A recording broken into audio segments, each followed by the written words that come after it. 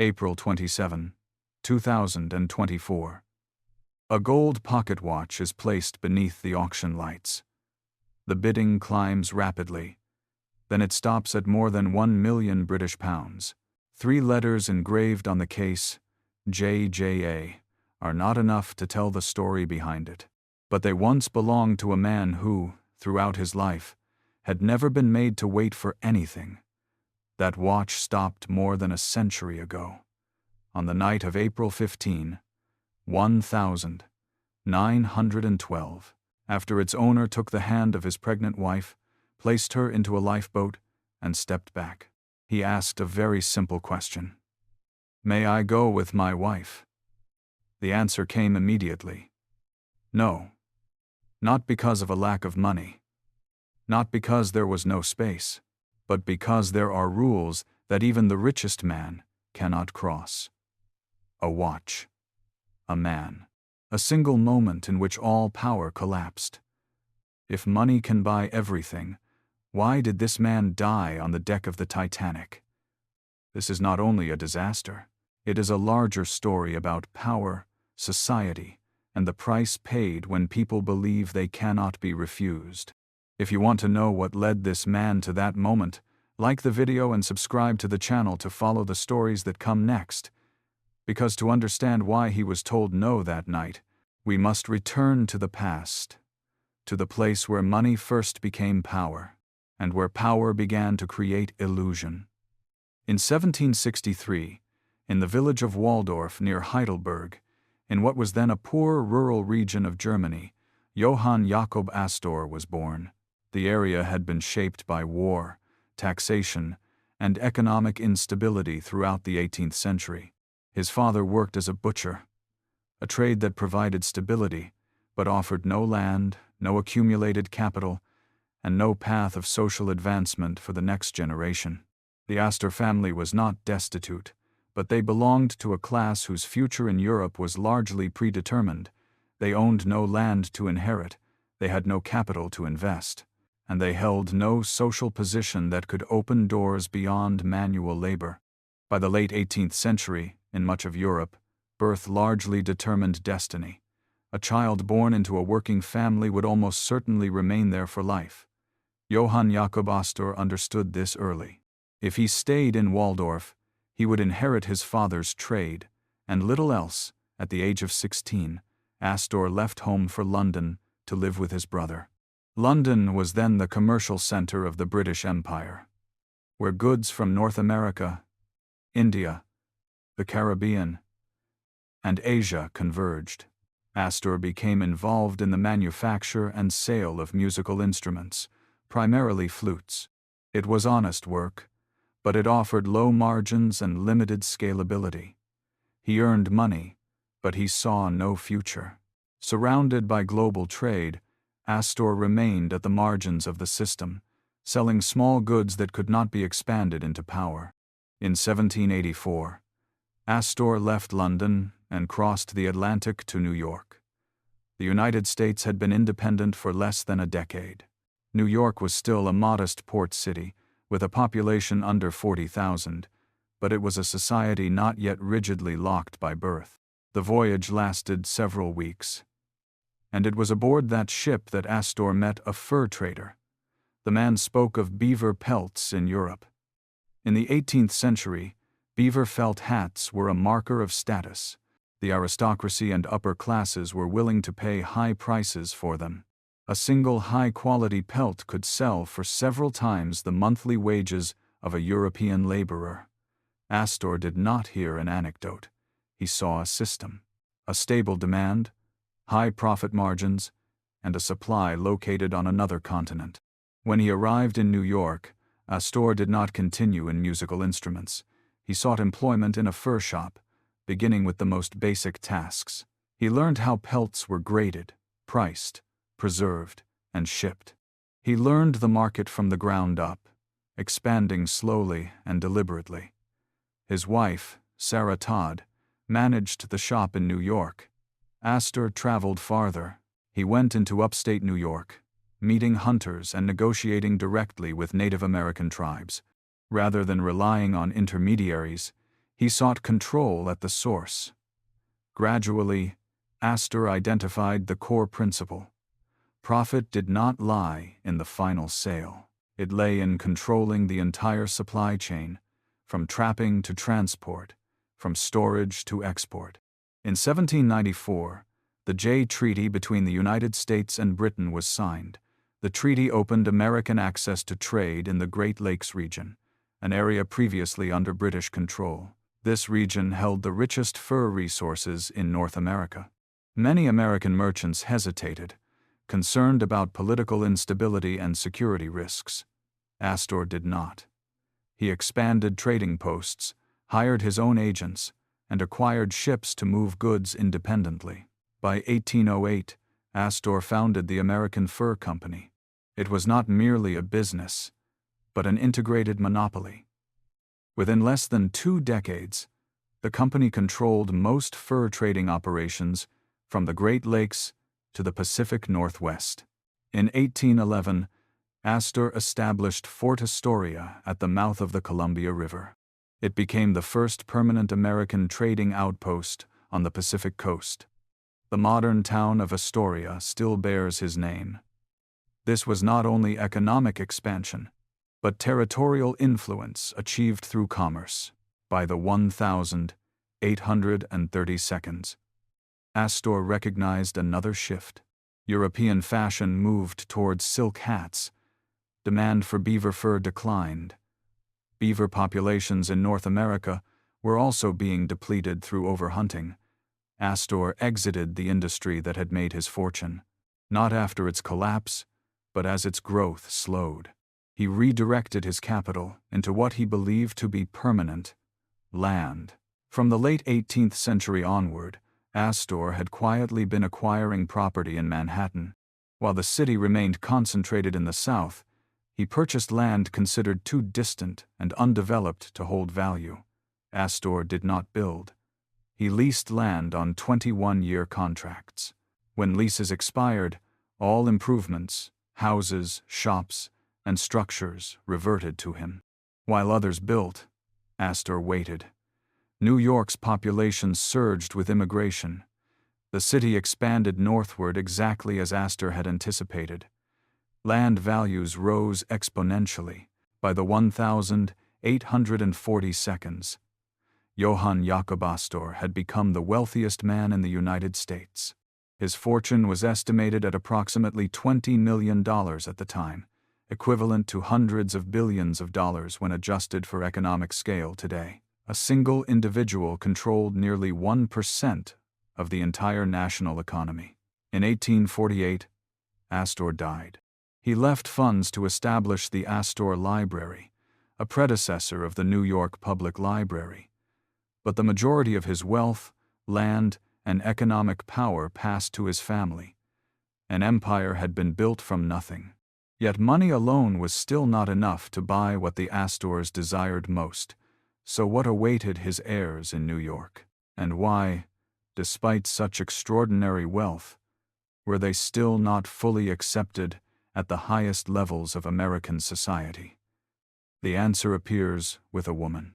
One who would decide who belonged inside New York society and who would remain outside its doors. In 1830, Caroline Webster Schermerhorn was born in New York into an old Dutch family whose roots stretched back to the era of New Amsterdam. The Schermerhorns belonged to the Knickerbocker class, descendants of the earliest European settlers, a group that existed long before the United States itself. In 19th-century New York, the Knickerbockers were not necessarily the wealthiest families, but they were the ones who decided who qualified as society. Their power did not come from money, but from control over social norms, marriage alliances, etiquette, and recognition. Caroline grew up in a world where power did not need to announce itself. It appeared in guest lists, in seating arrangements, in who was invited into the drawing room and who was never invited at all. From an early age, she learned how to observe and understand these invisible boundaries. In 1853, Caroline married William Backhouse Astor Jr. The marriage did not make the Astor family richer, but it gave them something far more valuable: social legitimacy that money alone could not purchase. The Astor dynasty already dominated Manhattan through land ownership and rents. Yet in the eyes of old New York, they remained new money, descended from a German immigrant fur trader. Caroline became the bridge between these two worlds. William Backhouse Astor Jr. inherited an enormous fortune from his father, including hundreds of properties across Manhattan. Their value increased steadily as the city expanded, but William showed little interest in controlling society. He devoted much of his time to yachting, horse racing, and long absences from New York. That absence created a vacuum of power, and Caroline stepped into it. From the 1860s onward, Caroline began shaping a new social order centered on Fifth Avenue. The mansions rising along the avenue were not merely homes, but markers of status. Caroline understood that by controlling the rituals that governed interaction among those houses, she could control the entire upper class. The dinners and balls she hosted were not loud or extravagant. They were governed by precision. Guest lists were curated carefully. The absence of a name required no explanation, yet everyone understood its meaning. Caroline did not rule through money. She ruled through recognition. By the late 19th century, Caroline formed an alliance with Ward McAllister, a Southern-born lawyer who had reinvented himself as a social theorist and organizer. McAllister understood the mechanics of exclusivity. He believed society was governed not by wealth, but by scarcity. Together, they created a concept that would come to define New York society: the 400. According to McAllister, only about 400 people truly belonged to New York society. The number roughly matched the capacity of the ballroom in Caroline's Fifth Avenue mansion. Whether symbolic or literal, the boundary it created was unmistakable. Thousands of newly wealthy families were placed outside this circle: industrialists in railroads, steel, and oil, men whose fortunes reached tens of millions of dollars by the late 19th century, still failed to receive invitations. There were no rejection letters, only repeated silence. This was the moment when Caroline's power reached its peak. Those she recognized were recognized everywhere. Those she excluded were excluded across the entire social network. Other families planned their social seasons around her calendar. A season was considered a failure if one did not appear in Caroline Astor's ballroom. This authority lasted nearly 40 years. From the aftermath of the Civil War through the early 20th century, no major social event in New York occurred without consideration of her position. The press referred to her simply as the Mrs. Astor. No surname was necessary. There was no one else to confuse her with. Yet absolute social power, like any closed system, carried the seeds of instability. New York continued to grow wealthier. New money poured into the city. Manhattan became the financial center of an industrializing world, and the society Caroline controlled grew increasingly strained under the pressure of change. The first rupture did not come from outside the gate. It came from within the Astor family itself. Caroline's only heir grew up surrounded by these rituals, immersed in this invisible authority, yet felt no attraction to it. He showed little interest in society. He did not seek recognition or control. And here lay the central paradox. The woman who ruled New York society for nearly 4 decades could not rule the one person who would inherit her name. Her only heir was raised inside that world, yet did not belong to it. So what happens when absolute social power is passed to someone who does not want it? And where would this misalignment lead the Astor dynasty? The answer begins with a boy named John Jacob Astor IV. On July 13, 1864, John Jacob Astor IV was born at Ferncliff, the Astor family estate in Rhinebeck, in New York's Hudson Valley. Ferncliff was not merely a residence. It was the center of the family's power, where decisions concerning Manhattan landholdings, rental income, and long-term family strategy were made. Jack was the only son of William Backhouse Astor Jr. and Caroline Schermerhorn Astor. Legally, he was the direct heir to a vast real estate empire spread across New York City. Socially, he was born to inherit the invisible authority his mother had exercised for nearly 4 decades.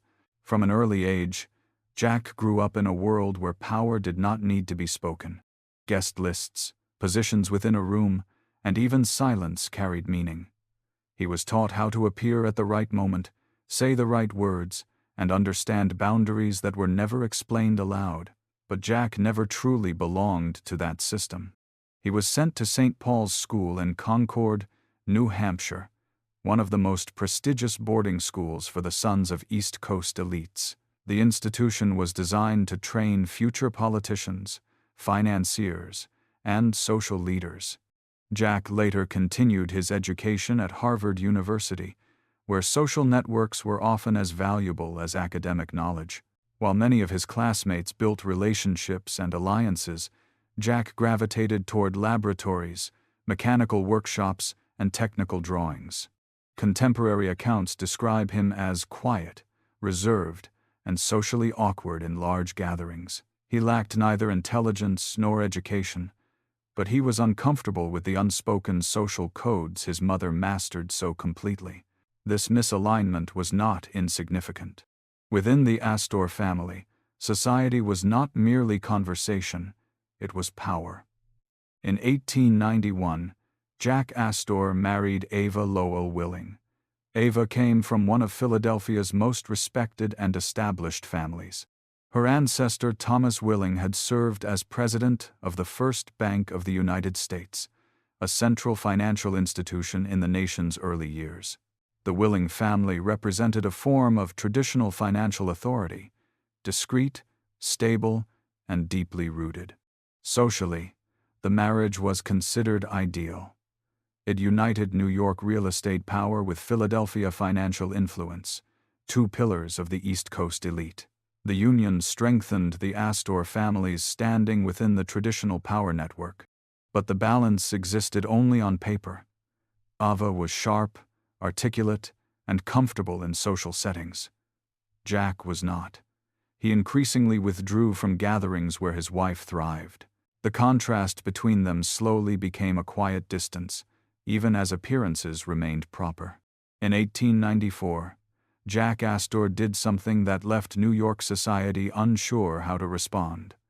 He published a science fiction novel titled A Journey in Other Worlds. Set in the year 2000, the book imagined a world of interplanetary travel, climate change driven by industrial activity, and technological systems replacing older social structures. For readers of the time, it was not casual entertainment. It was a bold vision of the future, written by a man society expected to live entirely within the present order of power. An Astor heir was born to manage land, wealth, and society, not to speculate about a century yet to come. The upper class did not openly criticize the book. They simply did not know where to place Jack Astor anymore. The novel was not a passing hobby. It revealed how Jack understood the world as a collection of systems that could be designed, repaired, and improved. Soon afterward, he began registering a series of mechanical patents. These included improvements to bicycle brakes, road construction devices, and experimental mechanisms intended to generate energy. None of these inventions brought him fame or great profit, but they showed that Jack sought value in logic, structure, and function rather than social recognition. And this is where the story turns. In 1898, the Spanish-American War broke out. For the first time, the United States entered a conflict with imperial reach, centered on Cuba and the Philippines. For most of the upper class, war was something to support with money and speeches. Jack Astor did not choose that path. He personally financed and equipped an entire volunteer artillery unit, providing guns, uniforms, and logistical support. The unit later became known as the Astor Battery. But signing checks was still not enough. Jack applied to join the Army himself. He was appointed lieutenant colonel in the United States Volunteers and deployed to Cuba. There, American forces faced not only the enemy but also malaria, dysentery, supply shortages, and a brutal tropical climate. More soldiers died from disease than from combat. In that environment, background meant nothing.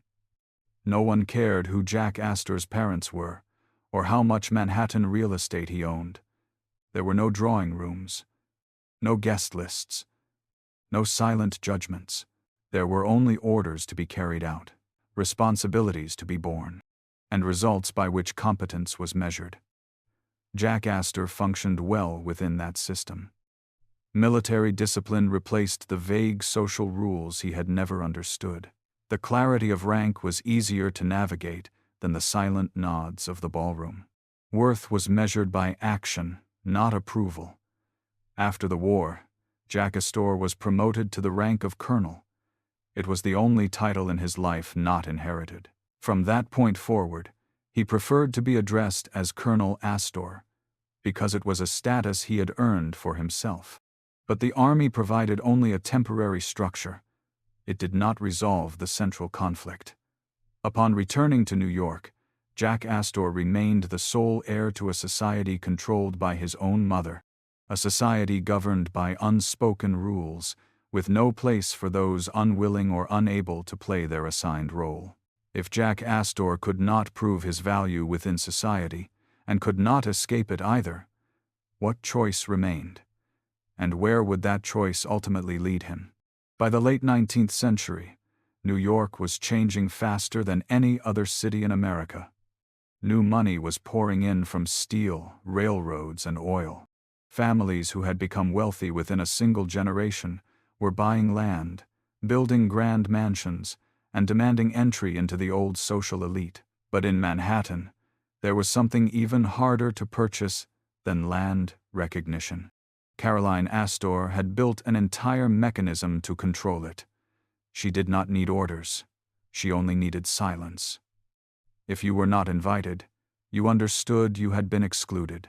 And within the Astor family itself, a quiet power struggle had been unfolding for years. Not between the rich and the poor, but between people equally wealthy competing for authority.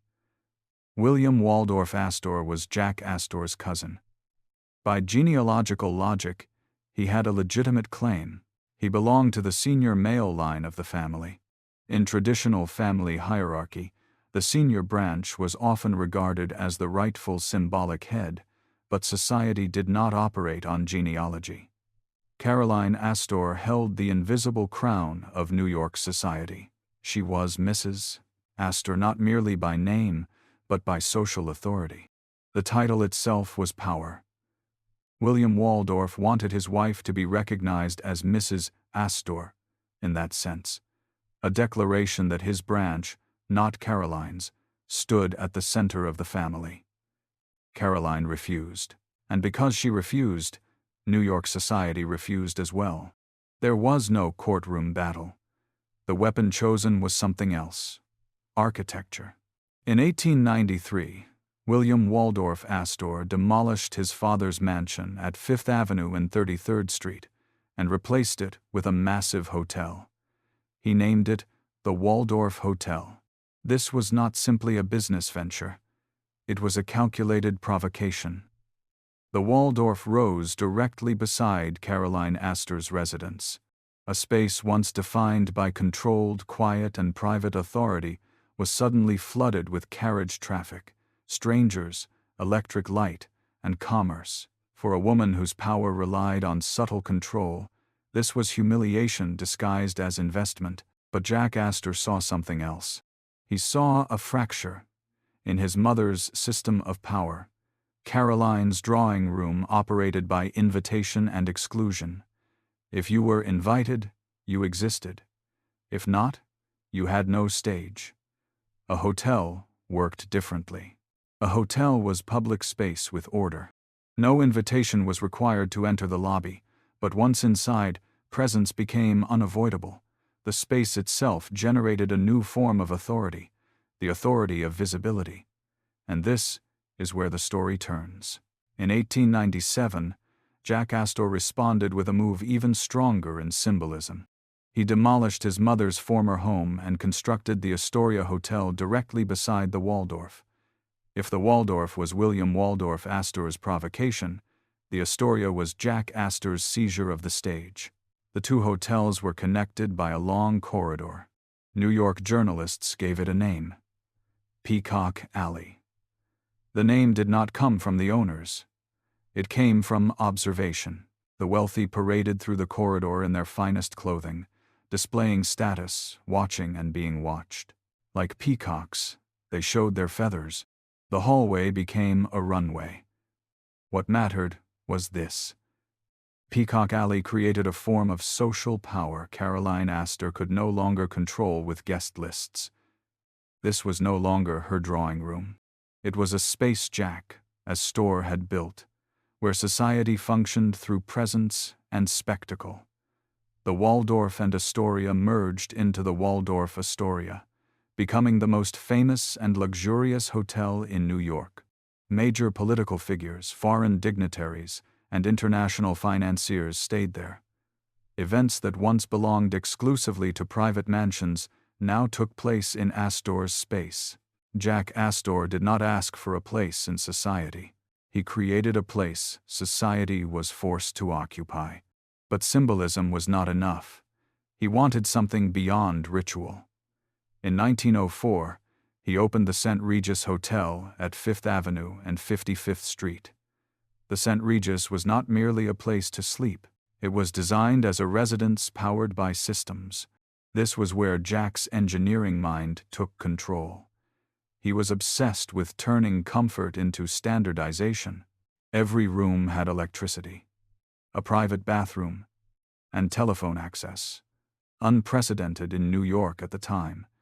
Guests were not simply accommodated. They were placed inside a machine designed for elite living. Jack Astor was not selling rooms. He was selling a modern way of life. Then, in 1906, he moved the story onto an entirely new stage. The Knickerbocker Hotel opened at Times Square. At the time, Times Square was still in transition, not yet the cultural center it would become, but Jack Astor saw the direction of the city before others did. The Knickerbocker quickly became a gathering place for theater figures, journalists, and public personalities. A different kind of power emerged there: louder, more visible, more modern. Across 4 dates, 1893, 1897, 1904, and 1906. Jack Astor accomplished something precise. He relocated social power from private drawing rooms into public spaces he owned and controlled. But power built from architecture comes at a cost. As his hotels reached perfection, his marriage to Ava Lowell Willing quietly collapsed. Long absences, separate lives. Two people occupying the same world, but no longer the same space. Jack Astor built places where others belonged, yet in his own home, he belonged nowhere. So what happens when the man who reshaped New York's social geography cannot hold together his own family? And how would that collapse open the door to the decision that would truly enrage New York society in the chapter to come? In 1891, John Jacob Astor IV entered a marriage that New York society considered predetermined, not by love, but by logic. Ava Lowell Willing did not come from Manhattan. She came from Philadelphia, an older center of American power, where elite families were accustomed to standing behind the nation's financial and political systems rather than proving their status in drawing rooms. The Willing family required no long introduction within elite circles. The name Thomas Willing alone, a man who once served as the first president of the Bank of the United States, was enough to define the kind of authority this family possessed. It was power rooted in history, not display. With this marriage, Jack Astor did not climb higher in society. He simply stepped into the position society had already reserved for him. But a perfect structure does not guarantee harmony. Jack Astor had grown up under the weight of expectation, yet never truly belonged to the social world his mother controlled. He was quiet, inward-looking, accustomed to thinking in systems and mechanisms. Ava was the opposite. Sharp, commanding, and comfortable at the center of attention, she thrived on presence and response. The marriage placed two incompatible forms of energy into the same space. By the end of 1891, only months after the wedding, Ava gave birth to their first son, Vincent. The child became the direct heir to the Astor fortune before his first birthday. On paper, the family was complete. In private, distance was already forming. At social gatherings, Ava shone. Jack often remained on the margins. Later social accounts suggest that Ava did not hide her impatience with her husband, sometimes expressing it openly through sharp remarks. These accounts were never officially confirmed, but their repetition across memoirs and recollections reflected a reality that many around them recognized. And then, Ava left. In 1896, she moved to London, not as an extended visit, but to establish a life of her own. London at the time was the center of international high society. There, Ava was no longer simply Mrs. Astor.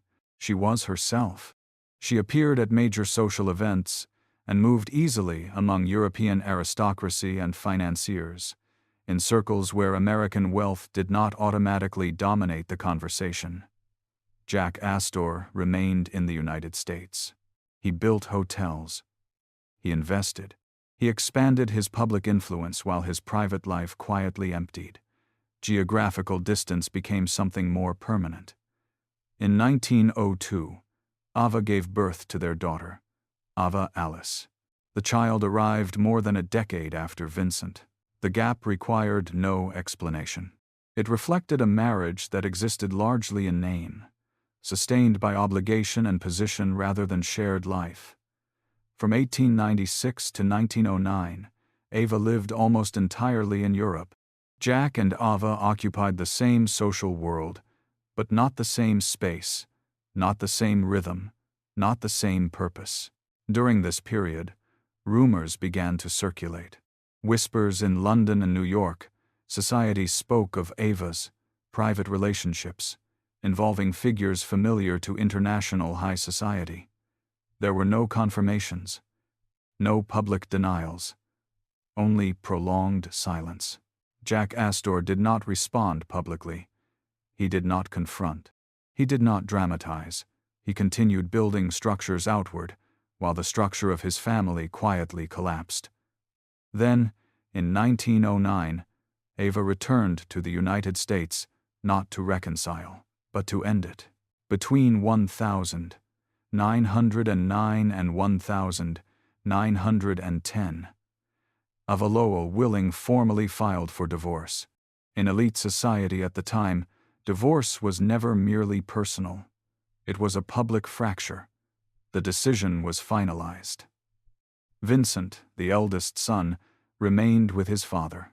Ava Alice, the younger daughter, went with her mother to Europe. The Astor family was split in two, and soon after, another pillar disappeared. In 1910, Caroline Astor died. The woman who had controlled New York society for nearly 40 years exited the stage. Jack Astor was 45 years old. Within less than a year, he had lost his mother, his family, and the social structure that had defined his life, even if he had never truly belonged to it. He became the head of the Astor family in name, but without anyone left to hold the rhythm of the world around him. There was no collapse, no public despair, only emptiness. Jack Astor was not searching for rebellion. He was not seeking revenge. He was searching for a presence close enough to fill the space that power and wealth could not reach. And at the moment when Jack Astor was most empty, During a summer retreat where high society gathered, a 17-year-old girl entered his life. Her name was Madeleine Force, and from that moment on, every rule New York society had built began to be tested. In the summer of 1910, at Bar Harbor, Maine, the East Coast elite returned to their familiar routine: large wooden houses facing the Atlantic, afternoon sailing, and conversations where every glance carried weight. It was here that a rumor began to spread, faster than the tide. John Jacob Astor IV was being seen in the company of a young girl, not in ballrooms, not in public ceremonies, but in spaces private enough to attract attention. Her name was Madeleine Force. When they met, Jack Astor was 46 years old. Madeleine was 17. That alone was enough to shock. But the true disturbance lay elsewhere. Madeleine Force did not come from the 400. Her family was comfortable, but not part of the social network Caroline Astor had once constructed and controlled. Her father, William H. Force, was a successful shipping businessman, wealthy through commerce and labor rather than inherited social authority. In that world, money was a necessary condition, but it had never been sufficient. Madeleine had just graduated from Miss Spence's school, an elite girls' school in Manhattan. Institutions like Spence trained young women to become proper wives. They taught presence. They taught restraint. They taught how to stand beside the right man. What they did not teach was how to survive at the center of a social crisis. Jack Astor began inviting Madeleine on walks, short drives, private boat rides along the bay. There were no public declarations, no formal explanations, and it was precisely this silence that unsettled society. This was not a relationship introduced through proper channels. It did not pass through the approval of the 400. There was no Caroline Astor left to legitimize it. By late 1910 and early 1911, New York newspapers began to follow every appearance closely. But the question they asked was not about love. They asked about order. 3 factors triggered outrage simultaneously. First, Jack Astor was a divorced man. Within American high society at the time, divorce still carried moral stigma, especially when followed by remarriage outside accepted norms. Second, Madeleine was younger than his own son. Vincent Astor was already 19. This age gap did more than provoke discomfort. It created a structural paradox within the Astor family itself. Third, and most crucially, Caroline Astor was dead. The woman who had once decided who could enter New York society was gone. There was no social guarantor, no mechanism of control. What Jack Astor was doing was the first major Astor decision made entirely outside the traditional social filter. On August 1, 1911, William Force confirmed to the press that his daughter was engaged to John Jacob Astor IV. At that moment, society stopped whispering. Editorials flooded the papers. Clergy spoke from their pulpits. Families that had remained silent now publicly condemned the engagement. No one asked what Madeleine wanted. They asked who she thought she was. Some newspapers portrayed her as a fortune seeker. Others framed the engagement as evidence of moral decay among the newly wealthy. But all agreed on one point. This marriage was not supposed to happen, and Madeleine Force became the focus of collective punishment. She received anonymous letters, threats, warnings vague but frightening enough for a 17-year-old girl. Later accounts suggest Madeleine suffered severe emotional distress, insomnia, and prolonged anxiety, requiring medical attention. This was no longer social disapproval. It was a coordinated effort to force her disappearance. Jack Astor did not respond publicly. He did not debate the press. He did not attempt to negotiate public opinion. He chose the only response he believed would work, he continued. And this is where the story truly turns. New York society could ostracize a young woman, but they did not anticipate that the man who had once built spaces for society itself would be willing to stand outside it, despite the pressure. Despite the refusal of prestigious churches to officiate, despite the absence of anyone willing to shield the family name, the marriage would still take place. The question was no longer whether they would marry. It was how far they would have to leave their old world behind to do it. And that decision would place John, Jacob, Astor, IV, and Madeline Force on a path with no return. The answer lies in the next chapter. In August 1911, John Jacob Astor IV began a task that should have been simple: finding a minister to officiate his wedding. From the very first step, every door closed. Astor approached the Episcopal Church, the institution most closely associated with America's upper class. This was the church of old families, of tradition, of rituals that required no explanation. The response came quickly: refusal. There was no official statement, no reason put into writing. Only the cold silence of a system that understood perfectly well what was not supposed to happen. Astor continued, turning to other denominations. One church after another. The answer never changed: refusal. The problem was not the ceremony. It was the precedent. A public wedding of this kind would establish a new norm, and no religious institution was willing to put its name on that rupture. While Astor searched for a minister, the press followed every move. Each meeting was observed, each rumor magnified. Newspapers no longer asked when the wedding would take place. They asked who would dare to perform it. And with each passing day, the answer became clearer: no one. By then, Astor understood. The issue was not finding someone willing. It was finding someone willing to pay the price. Eventually, one name emerged: Joseph Lambert. Lambert did not belong to the social elite. He did not represent a major congregation. He did not possess a social standing that required protection. That was precisely why he became the only option. On September 9, 1911, the wedding took place at Beechwood, Newport. Not in New York. Not at the center of power, but in a location distant enough that society did not have to witness it directly. The guest list was so small it drew attention. None of the prominent families of the 400 were present. None of the familiar faces from Manhattan's drawing rooms appeared.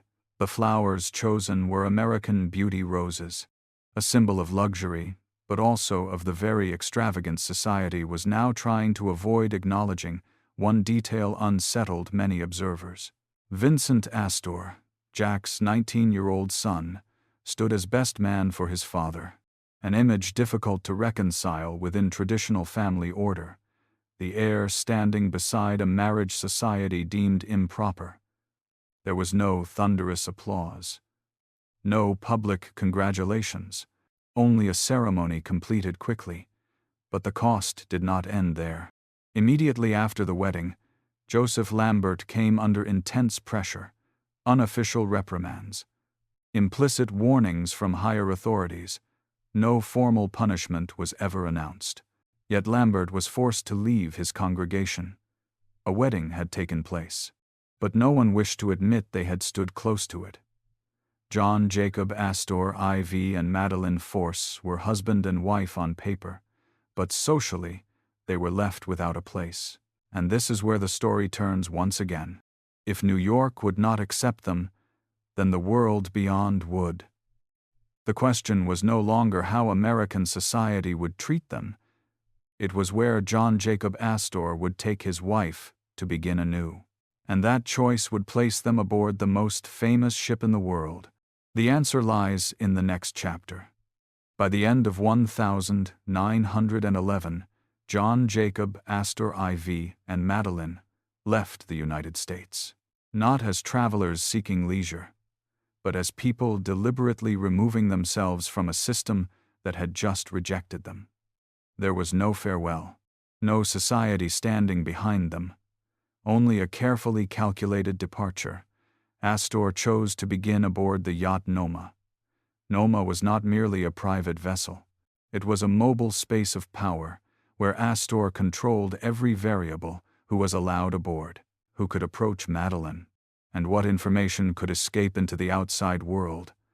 On Noma, they were no longer headlines, no longer a scandal, just a wealthy man and his young wife drifting beyond reach. Their first stop was Bermuda. In the early 20th century, Bermuda functioned as a social buffer for America's elite, close enough to avoid exile, distant enough to escape New York's direct scrutiny. Here, Madeline stepped into public view without immediate judgment. No questions about her age, no references to Caroline Astor, no mention of the 400. But Astor did not stop there. He understood that to truly escape the old system, they had to leave its entire social hemisphere behind. In January 1912, they boarded Olympic to cross the Atlantic. Olympic was more than a ship. It embodied the greatest belief of the age, the belief that modern engineering could eliminate risk. Olympic and Titanic were two of the three vessels in the Olympic class, the largest ships ever built.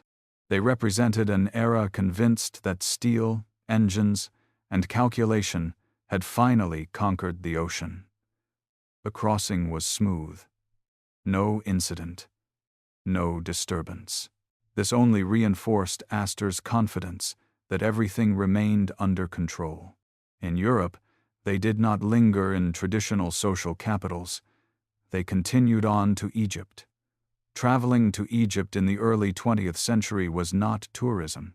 It was a privilege reserved for those who believed history, geography, and time itself were accessible through wealth. It was during this journey that they encountered Margaret Brown. Brown did not belong to New York's old social elite. She was newly wealthy through industry, outspoken, independent, and unconcerned with the unspoken rules of the 400. At the time, the meeting meant little, but it quietly linked individuals who would later share a moment no one could have anticipated. From Egypt, Astor and Madeline traveled to Paris. Paris was a place beyond American social control. Their past required no explanation. No approval was necessary. They were simply who they were. Within this space, Madeline began to recover, and it was here that a new reality emerged. In early 1912, Madeline became pregnant. The news was not made public, but for Astor, it changed everything. The child had to be born on American soil, not for sentiment, but for legal standing, inheritance, and the future position of the Astor line. Astor did not hesitate. He decided to return. But not aboard just any ship. He would return on the newest, largest, and most celebrated vessel the world could offer. A ship advertised as nearly unsinkable, a perfect symbol of the belief that had guided Astor his entire life, that with enough money, preparation, and technology, all risks could be controlled. Astor did not know that the most rational decision by the logic of his era would place him closer to fate than ever before. They chose the finest ship in the world to return home, and that was the moment fate intervened. The question was no longer how they would return to America, but whether the world would allow them to complete the journey. The answer awaited them aboard a ship called Titanic. On April 10, 1912, Titanic departed from Southampton. This was not merely a transatlantic crossing. It was a public demonstration of power by an entire era. Titanic was the largest ship ever built, nearly 270 meters long, displacing over 46,000 tons, driven by 3 massive propellers. Powered by a combined system of reciprocating engines and a central turbine, the most advanced propulsion technology of its time, Newspapers described her as a marvel of modern engineering. Some used the phrase, practically unsinkable. No one called it arrogance. They called it progress. That same day, in Cherbourg, France, John Jacob Astor IV boarded the ship. There was no spectacle, no public display. He traveled with his pregnant wife, Madeleine Astor, 5 months along, accompanied by a small private entourage including servants, a personal nurse, and his Airedale Terrier, Kitty. Astor reserved one of the finest accommodations on board. Suites C62 through C64, located on C deck on the starboard side. This was not a standard stateroom. It was a floating residence, a private sitting room, a spacious bedroom, a private bathroom, still a rarity in 1912, and access to an enclosed promenade deck, allowing Madeleine to take in the sea air without appearing in public view. Astor chose this location deliberately. He disliked being watched, and he believed that aboard this ship, every variable could be controlled. After leaving Cherbourg, Titanic stopped briefly at Queenstown, Ireland on April 11. Then the Atlantic opened ahead. The first days passed calmly. Madeleine spent most of her time resting in their suite. Astor did not. He observed the ship not as a passenger but as an engineer. He asked officers about the hull structure, about the watertight compartments, about impact resistance. Astor was not a man who trusted slogans. He trusted systems. And Titanic, in his mind, was a system designed not to fail. On April 14, 1912, Titanic received multiple ice warnings from nearby ships, wireless messages sent via the Marconi system, ice fields, large bergs, rapidly dropping water temperatures. This was not hidden information, nor was it unexpected. Yet Titanic maintained her speed. That night, the ocean was unnaturally calm. No wind, no waves. The sea lay flat, like black glass. That stillness made everything more dangerous. No waves breaking against ice to reflect light. No natural warning signs. At approximately 11:40 p.m., a faint vibration ran through the hull. Not a violent crash, not an explosion, just a subtle disturbance. Inside his suite, Jack Astor felt it. He did not panic. He did not shout. But he knew enough to stand. He stepped into the corridor, saw a few passengers peering from their cabins, heard hushed questions. No one cried accident. No one said sinking. But Jack Astor understood one thing. The ship had stopped, and a ship designed never to stop could only do so for one serious reason. He went up on deck, watched the lights, observed the strange stillness of the crew. That was the moment the illusion began to fracture. Titanic had not yet sunk, but the belief that everything remained under control had already begun to fail.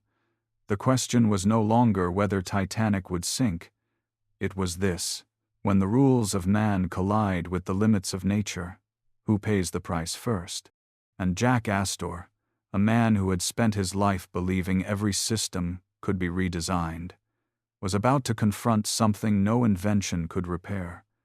That truth would reveal itself before the night was over. Between approximately 11:45 p.m.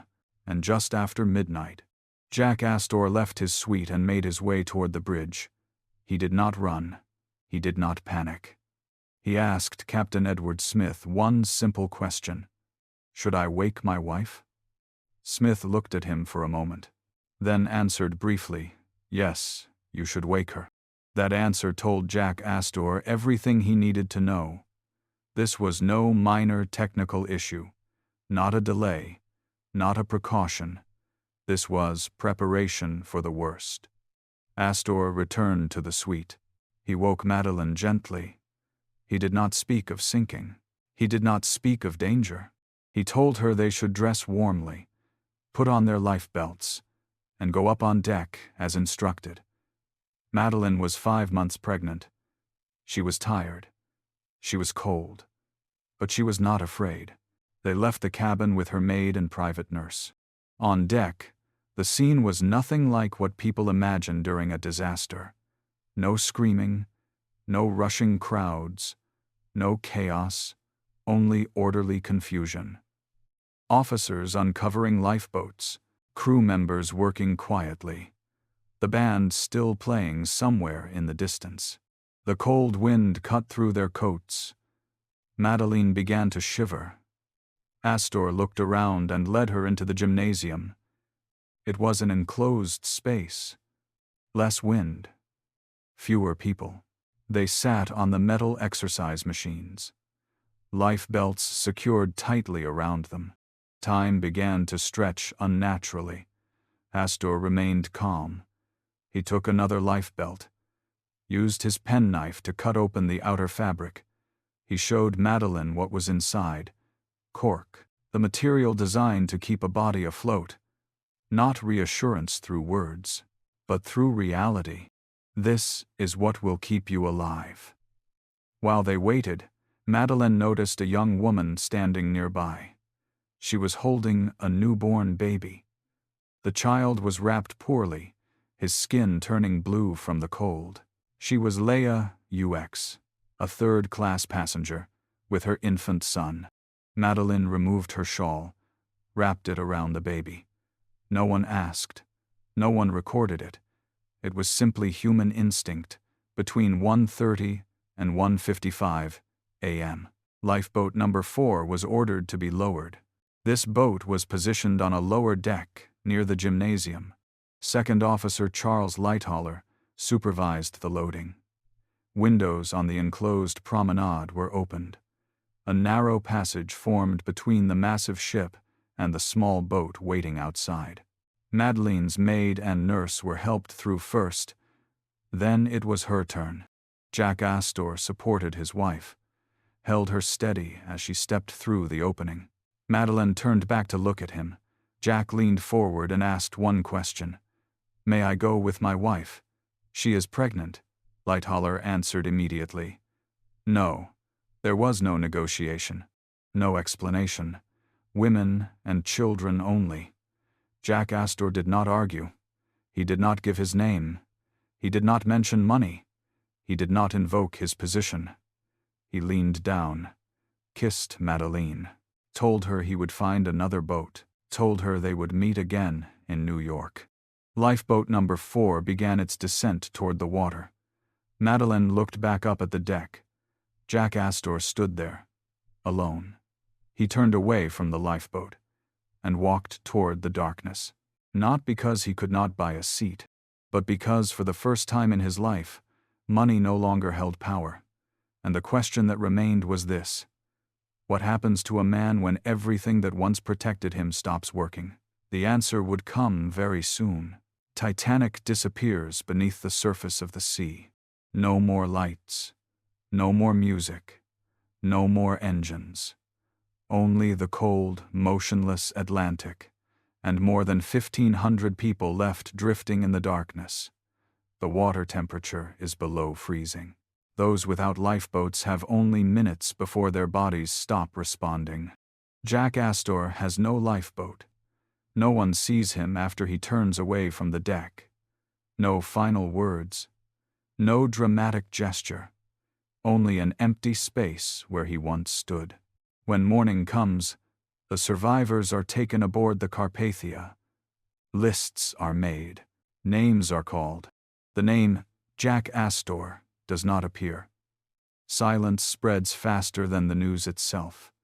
New York wakes to a single question. Where was the richest man on the ship when it went down? In the days that follow, the press changes its tone. Articles that once criticized his marriage disappear. The mockery fades. In their place come different headlines about composure, about yielding his place to women and children, about refusing to use money or status to bend the rules. Society rejected him while he was alive, but in death, it accepts him as a symbol, April 22, 1912. The cable ship Mackay Bennett recovers body number 124, a man in a blue suit, brown shoes. More than $2,400 in cash in his pockets, a gold pen, diamond cufflinks, and a gold pocket watch engraved with 3 letters, JJA. The watch has stopped at 3:20 a.m., nearly an hour after Titanic sank, as if it continued counting time until the cold water finally reached it. The body is taken to Halifax. His son, Vincent Astor, comes to claim him. 20 years old, just lost his father. And suddenly one of the wealthiest men in America. May 4, 1912. The funeral is held in Rhinebeck, the place where Jack Astor lived, worked, and was known. No spectacle. No elaborate social ritual. Only family, friends, and a local community that knew him before the world assigned him titles. Jack Astor is buried beside his mother, Caroline Astor, the woman who controlled New York society for 4 decades. 2 generations of power lying side by side.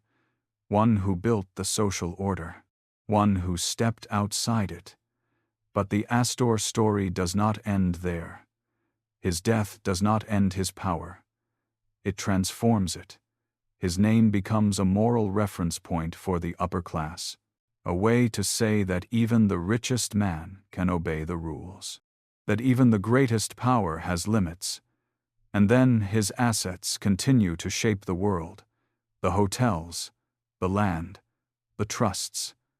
Decisions written long before he ever stepped aboard Titanic. Astor died that night. But his influence did not. It merely changed form. And the final question remains.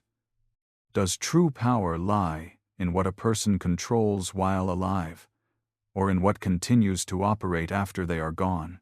In 1912, while the echo of the Titanic disaster still filled newspaper columns, another document quietly surfaced.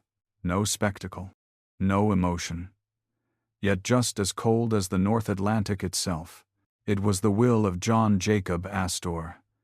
Eve, not a farewell. A structure of power. The words had been written before he ever stepped aboard the ship, but they only began to act when he could no longer speak. At the time of his death, Astor's total estate was widely estimated at around $87 million in 1912 currency. In modern terms, that figure translates into several billion dollars today, a fortune large enough to suggest that even death could not end his influence. And it did not. But this is where the story turns. The will did not divide money by sentiment. It divided it by order. The largest portion of the estate went to Vincent Astor, the legitimate son from the first marriage, the heir who carried the Astor name in the form New York society recognized and understood: land, hotels, trusts, control over financial structures that had operated for decades. Vincent did not merely inherit wealth, he inherited the center of the empire. But that still does not explain the real tension. Because public attention quickly shifted to the woman who had stepped off a lifeboat, pregnant, and still only partially accepted by society. Madeline Astor. Under the terms of the will, Madeline received a direct cash payment of $100,000, small when set beside the total estate, yet equivalent to several $1 million today. Enough to live comfortably, not enough to be truly independent. The more significant provisions were the ones not given outright. Madeline was granted the right to reside in Astor's Fifth Avenue mansion, not full ownership, the right to occupy, the right to remain visible within a space that had once been the center of New York's social power. And then there was the trust. $5 million. Using the same valuation framework, this amount would equal well over $100 million today. A sum large enough to secure a lifetime of financial safety. But this decision changed everything. The trust came with a single condition: precise and unforgiving. If Madeline remarried, it would all end. No moral argument, no emotional appeal, just one clause, and time would be the enforcer. At the same time, the will accounted for a life not yet born. On August 14, 1912, Madeline gave birth to John Jacob Astor IV. The press called him the Titanic baby. But within the architecture of power, he was not a symbol. He was a parallel line of inheritance, secured by law. Astor left him a separate trust of $3 million, a sum that translates into tens of millions today, a future defined before his first conscious memory. Then time began to activate the clauses. In 1916, Madeline remarried William Carl Dick, a childhood acquaintance. No grandeur, no public display. But that moment triggered everything that had been written in advance. The trust was revoked. The right to the Fifth Avenue house ended. The Astor name disappeared from her life. There was no dramatic courtroom battle. No exception. The will performed exactly as designed. And this is why the story cannot end with money. Astor died on the deck of the Titanic. Yet through these clauses, he continued to shape the lives of those who survived him. Not through emotion, not through persuasion, but through structure. And the question that remains is this: if a man can govern the future of others with a few lines written after his death, where does the true power of the Astor dynasty really lie? In the wealth they possessed, or in the way they made time itself continue to work on their behalf? In the end, everything returns to a single point. Not the ship, not the dynasty, but a small object that fits in the palm of a hand, the pocket watch of John Jacob Astor IV. After 1912, Vincent Astor kept the watch, not to display it, not to retell the story of the Titanic, but because it was tied to a moment the Astor family could not control and could not rewrite, a moment when money could not buy one more step forward, a moment when the Astor name, for the first time in generations, failed to open another door. In the years that followed, Vincent Astor did not build a public persona like his father. Instead, he restructured the entire empire. Dozens of hotels were folded into professional management systems. Manhattan land holdings were consolidated into long-term trusts. Wealth was no longer attached to a single man, but to legal frameworks, contracts, and cash flow. The Astor family entered a new form of power, less visible, less theatrical, but more stable, and far more enduring. And within that structure, the watch became unnecessary. In 1935, Vincent gave the watch to the Dobbin family. No press release, no formal record. The watch left the Astor family at the exact moment their power no longer depended on personal symbols. Nearly a century later, the watch returned. April 27, 2024. This time, it appeared under auction lights and sold for more than £1 million sterling. No one was buying gold. No one was buying craftsmanship. They were buying a frozen moment in history. 3:20 a.m., April 15, 1912. The moment when Jack Astor no longer controlled anything. He did not die poor. He did not die without power. He died at the precise boundary where personal power could go no further, even with an empire standing behind it. And that is why the watch still holds value today. Not because it once belonged to an Astor, but because it marks the rare point where a man's personal power ended and structures took over. The hotels kept operating. The land kept generating wealth. The trusts continued shaping lives across generations. Only the watch stopped. If this story leaves you wondering why some dynasties vanish with their founders while others continue as invisible systems, The videos appearing on your screen will take you deeper into that question. Thank you for staying until the very end. Leave your thoughts in the comments. And if you want to continue exploring stories about power, wealth, and what keeps moving long after people are gone, don't forget to like and subscribe. I see you in the next story.